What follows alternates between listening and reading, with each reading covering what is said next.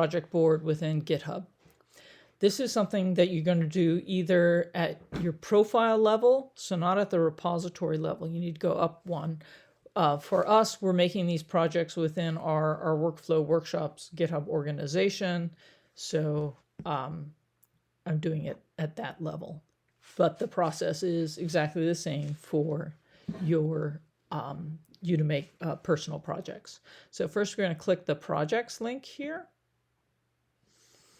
And then we click new project.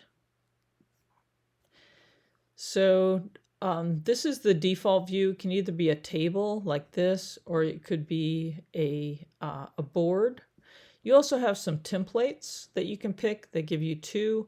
And for this workshop, we're using the team backlog template, which is basically giving us a basic Kanban board. So let's start with that. Just makes it a little faster. I hit create. So now I've got my template. Now I need to customize this. So I want to WSDS music. And then I want to go over here to settings. I want to add a little description. I don't need to do that, but we're doing this for the workshop. Okay, save that. And then I customized our status fields a little bit. So you can click here on status and ideas, ready to work on, and pull request submit. So I'm going to save those.